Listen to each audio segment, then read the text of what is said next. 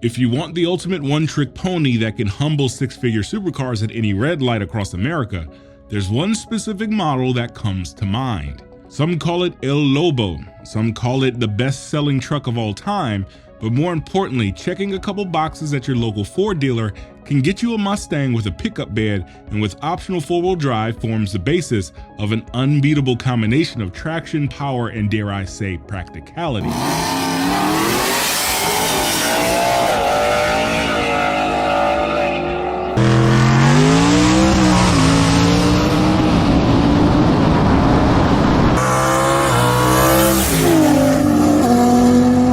At the heart of this unassuming pickup truck is Ford's engineering marvel, and when explored to its full potential gives even billet big block engines a run for their money and even winning.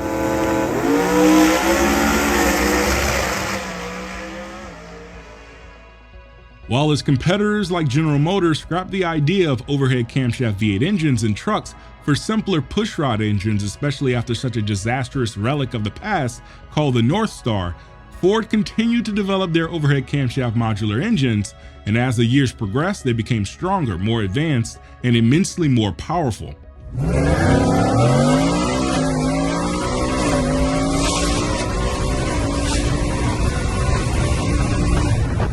Put that engine in a lightweight truck compared to its contemporaries, a robust four-wheel drive system, a 10-speed transmission that keeps it at the peak of its power band, and add any of the many flavors of forced induction.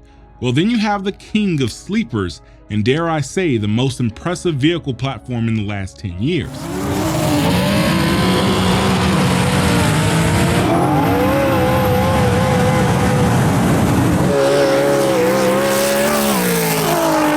On this episode of Explained, we will take a deep dive into the Coyote-powered F-150s and all the intricacies that make it virtually unbeatable on the same streets we commute to work every week.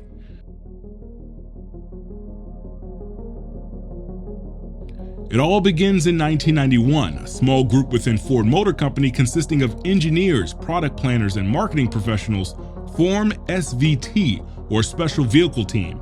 Their goal was to build vehicles that contain four unique attributes: performance, substance, exclusivity, and value.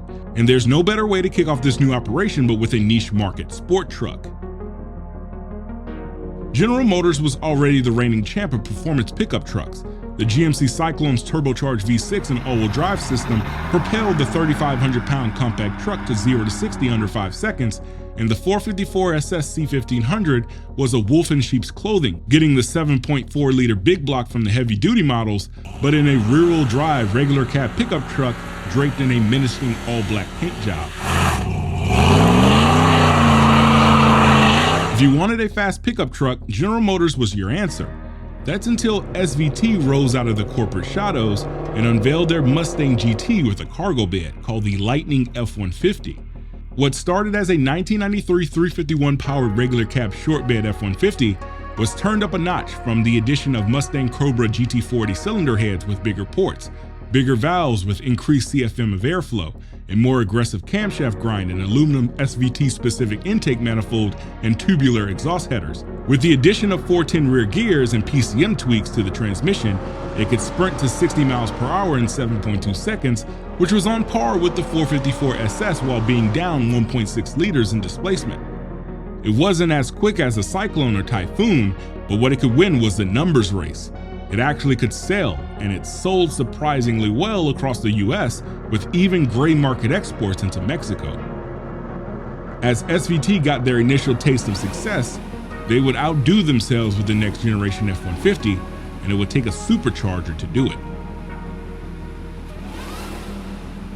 I think it's safe to say that this is going to be the hottest truck engine on the planet. John Coyote, who was the engineering director of SVT and also behind the outrageous Mustang concepts like the Super Stallion and 10-liter shotgun V8 powered Boss Mustang, thought it would be a great idea to supercharge the F-150 to really show the potential of the newly introduced European and Japanese-inspired overhead cam modular V8 engine. The modular V8 gave an assortment of benefits over the aging and outright archaic design of the small block Ford, since overhead cam engines have sharper, more precise valve actuation and less prone to deflection like a pushrod overhead valve engine. This meant that they could operate at much higher RPMs more reliably, and with its 100mm bore spacing, it was compact enough to fit just about anywhere.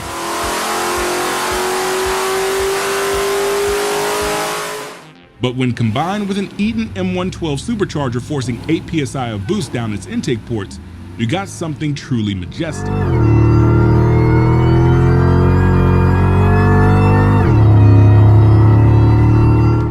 The 1999 SVT Lightning was the barbed wire tattoo on the bicep of trucks. The 5.4-liter supercharged Triton engine had a burly cast iron block and forged crankshaft for strength, specific SVT forged pistons to withstand the increased cylinder pressure, an air-to-water intercooler sitting below the supercharger to cool the compressed air charge, and to withstand the torque, it was combined with the 4R100 transmission from the Power Stroke diesel Super Duty. From the standard regular cab F-150, it was lowered half an inch in the front and 2 inches in the rear. It had brakes from the heavier F-250, which may or may not be much of an upgrade, and could accelerate to 60 miles per hour in 5.8 seconds in a 13.9 second quarter mile, which wasn't far off from cars like the Porsche 911 Carrera of the same year. The only difference is, you couldn't haul a load of 2x4s in the Porsche like you could in the F-150 Lightning. The sheer success of the second generation Lightning begged for a successor, and with the new edge design language being adopted by the F-150 for the 2004 model year, this next generation Lightning would look just as good as it could perform.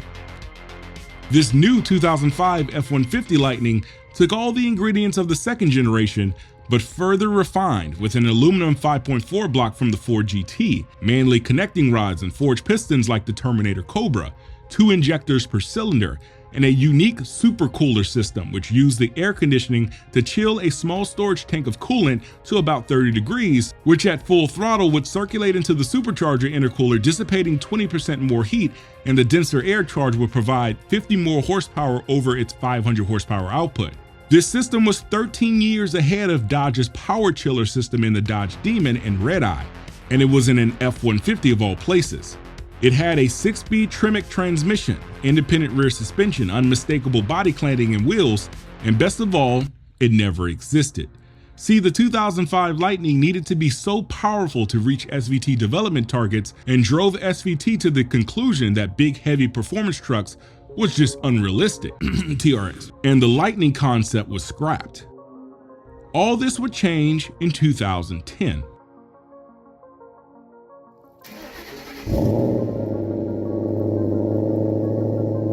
There was a new power plant to contend amongst the pushrod Gen 4 LS3 engines in Camaros and Gen 3 Hemi engines in SRT products, and it was called the 5-liter Coyote.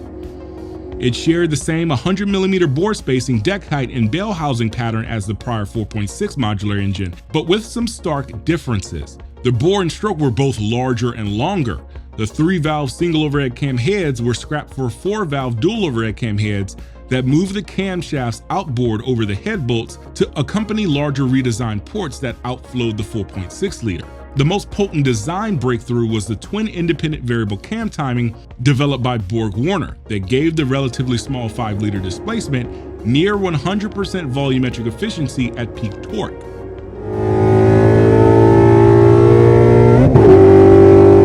The PCM has 5 main cam schedules, and at wide open throttle, the intake camshaft starts fully advanced for more cylinder fill, increasing volumetric efficiency, and around 4,000 RPM begins to retard for top-end power all the way to 7,000 RPM. It was controlled by Ford's powerful Copperhead electronic engine control, which, unlike its domestic competition, which used narrow-band oxygen sensors, it used wide-band oxygen sensors from the factory, which report a finite air-fuel ratio and made the Coyote efficient literally everywhere. The F-150 based Coyote was a little different though. It used less aggressive cam profiles on the intake camshaft and slightly lower compression of 10.5 to 1 versus 11 to 1, making only 360 horsepower.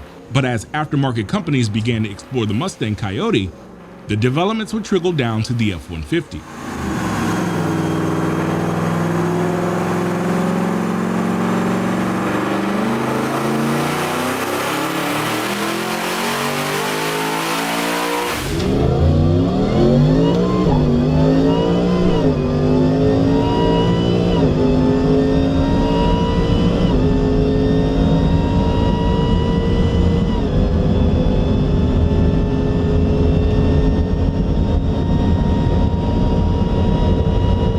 With the Coyote's modular architecture, it couldn't be bored and stroked to huge displacements like the LS and LT engines, since the bore spacing was 100mm versus 112mm in the LS and LT. And this culminates to them making decent power naturally aspirated with the aftermarket camshafts and Cobra jet intake, but not as much naturally aspirated potential as a 7-liter LS7 or stroked 6.8-liter 416 LS3 or LT1. This all changes when it comes to forced induction though.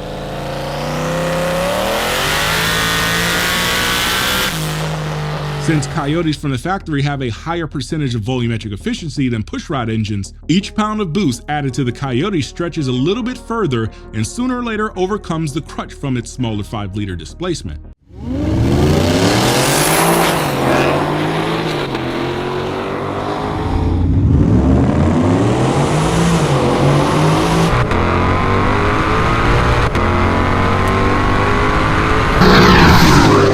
Each subsequent generation of Coyote improved on its prior rendition.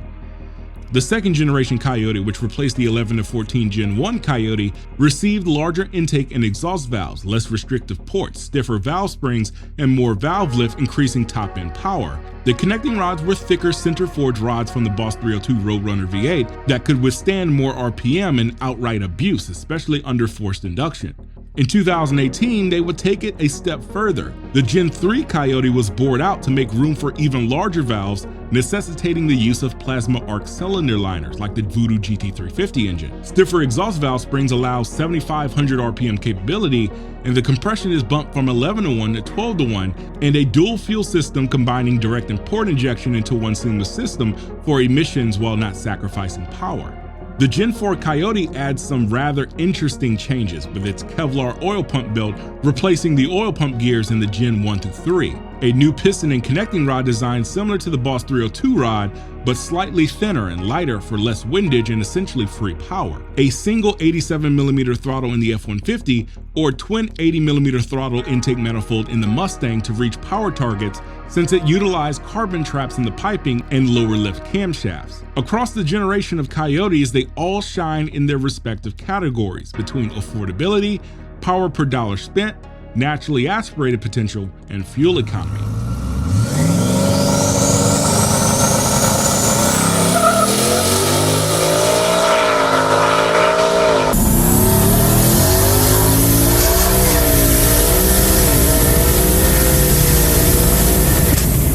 When it comes to building F-150s, there is a recipe that has become damn near unbeatable on an unprepped street.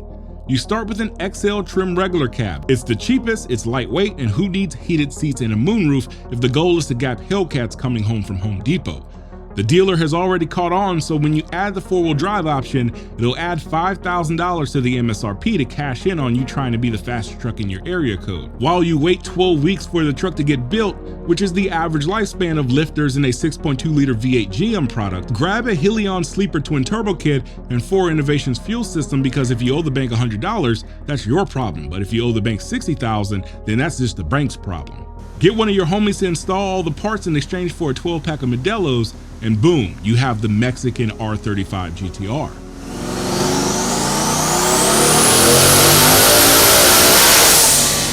If you consider what it takes to build a 9-second quarter-mile capable GTR versus a 9-second capable F-150, I will even argue it's easier to build the F-150 when you consider the Coyote is stronger in factory form to withstand boost when compared to the VR38 650 wheel torque limit on the connecting rods.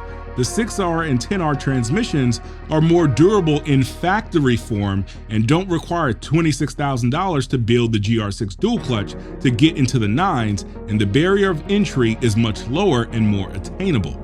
Now we get it, the GTR was never designed to drag race, but that is also true with the F-150. It wasn't designed to drag race either, but does damn good at doing it on the street.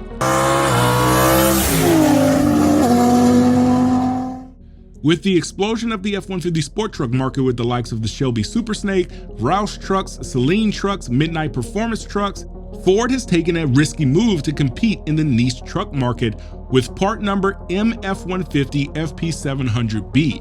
If you order this at your Ford dealer's parts counter and spend $12,000 in the process, you receive the FP700 package, which is a 3-liter Whipple twin-screw supercharger that produces 700 horsepower at 6,500 RPM and 590 pound-feet of torque at 5,000 RPM, and looks exactly the same as the Shelby supercharger, which looks exactly the same as the VMP supercharger, which looks exactly the same as the lethal supercharger. No, well, that's besides the point. Basically, Ford is offering 700 horsepower, 50 state emissions legal, and 36,000 mile warranty when installed by the dealer for half the price of a Raptor R. God damn! Holy shit!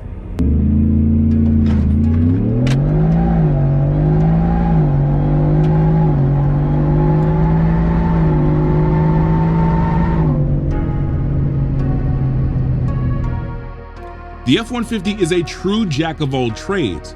You want a luxury status symbol? Buy a Platinum. You like the idea of going off-road but scared of getting dirty? Buy a Raptor. You're too bitch-made to buy a Raptor? Get the Trimmer. You routinely violate people's civil rights? Then get the King Ranch. And if you want to go fast for cheap, get an XL with a Coyote, 4-wheel drive, and add some boost, because the look of Tesla owners when a brick is side by side with them is absolutely priceless.